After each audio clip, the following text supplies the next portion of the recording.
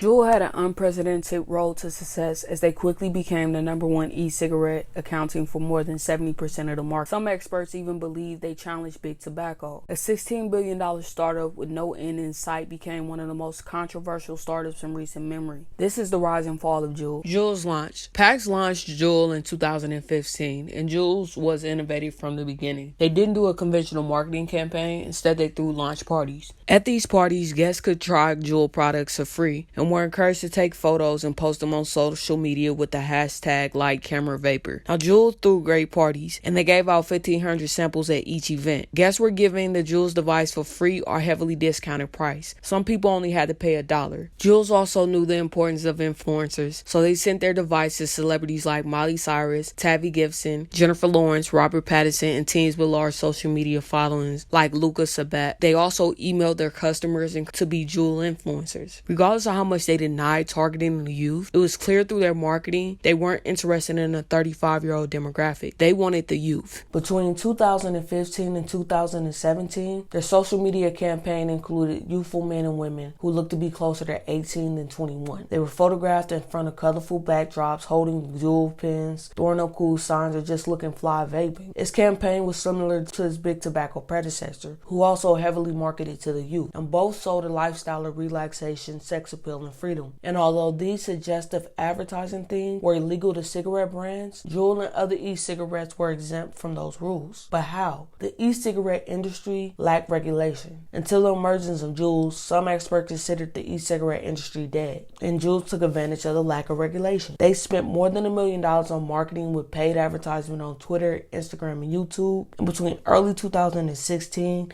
and May of 2018, that over 14,000 posts on their official account. 57% of its content was lifestyle related and used to target youth. They used slang, memes, and school related posts. 34% was overtly promotional content that encouraged users to tag a friend. And their marketing campaign was extremely successful. In 2016, their sales skyrocketed 700%, and by 2017, they were the #1 e-cigarette. Juul also had the advantage of its discreet and sleek design. Most people at the time didn't know what it was. Unlike big tobacco, they were able to lead a discreet rebellion. Juul's device looked like a sleek USB port to the naked eye, or just a savvy tech product and not an e-cigarette. The disassociation with nicotine continues as people fell in love with the sweet, fruity, and fun flavors Juul offered. When one Juul, they could smell like creme brulee or cool cucumber while consuming nicotine instead of having to smoke a stench. Juul offered a wide variety of cool and fun flavors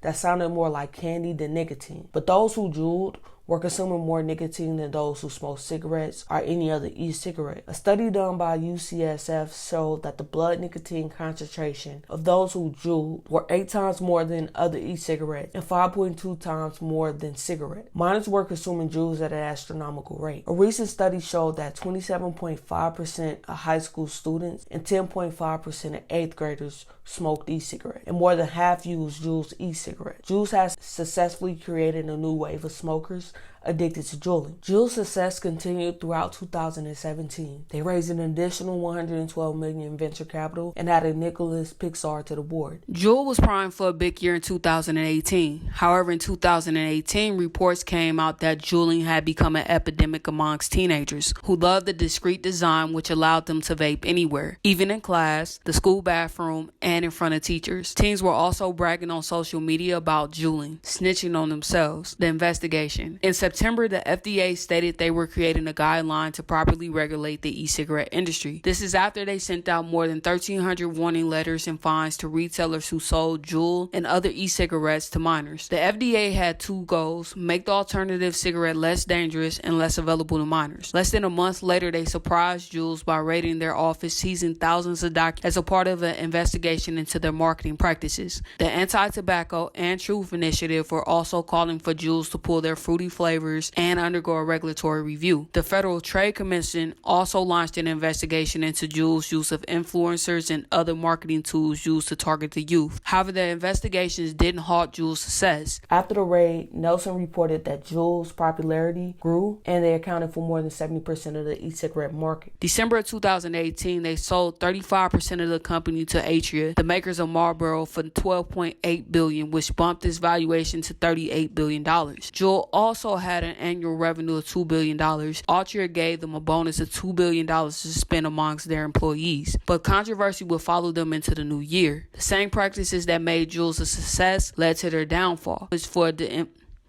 In April of 2019, the Democrats in the U.S. Senate pushed for an investigation into Juul's deal with Altria and Juul's advertising and social media practices. In June, the House of Representatives announced an investigation into Juul's marketing and deal with Altria. The U.S. Attorney's Office for the Northern District of California launched a criminal investigation into Juul's. At this time, Juul's was under investigation by several other entities. Juul's would be sued by 4 school districts across 3 states. And due to the controversy, Juul's sales had began to slow within the U.S. It was clear they needed to expand outside the U.S. Market reset. In September, Juul's offered a selection of flavored products on 2 online marketplaces, JD.com and Tmall in China. But within a week, sales were halted and no explanation was given. This was a huge blow. China is the world's largest tobacco market with more than 300 million smokers, and they've been kicked out of the marketplace. The market would bear more bad news. India, the second largest tobacco market with more than 106 smokers, announced that they banned e-cigarettes. They banned the production, import, and advertising of e-cigarettes. India did so because of the impact e-cigarettes had on the youth. Now, Juul's had planned to expand into India by the end of 2019. And during this time, Juul had begun to restructure their company. According to the Wall Street Journal, they would cut 10 to 15% of their workforce by the end of 2019. Juul also had expanded its ban on sweet and fruity flavors by no longer allowing flavors like mango, fruit, cucumber, and other flavors to be sold online. They would eventually ban mint flavors as well. The FDA also cracked down on the online retailers, forcing them to offer a buffer that required the age verification to help slow the sale of Juuls to minors. The former CEO apologized to parents and warned of the unknown health risks that came with smoking Juuls. It was clear they were trying to salvage their brand and reputation. However, they were still blamed for the teen vaping epidemic. And no matter how hard they tried to distance themselves from the youth, they couldn't. The regulation of the e-cigarette industry had increased. There were also increased pressure to ban the flavored e-cigarette, and information allegedly linking Juuls to lung disease and seizures in teens had begun to surface. And due to the uncertainty of the market and controversy associated with Juuls at the time, Altria slashed the valuation of Juuls by $4.5 billion. They'd initially bought a 35% stake in the company for $12.5 billion. They once valued the company at $35 billion. Now they valued it at $24 billion. Today, Juul is still under regulatory scrutiny, and they're still involved in costly legal battles. Altria has written down the stock again by another $4.1 billion. The founders Monsi and Bowen are being sued for allegedly misappropriating the $2 billion bonus they received in the deal with Altria to make themselves richer. Juul also has taken out a $700 million loan. With the COVID-19 pandemic, Juul's future is even more uncertain. Tell me what you think of Juul's, and have you ever Juuled before? Please like, comment, and subscribe to the channel.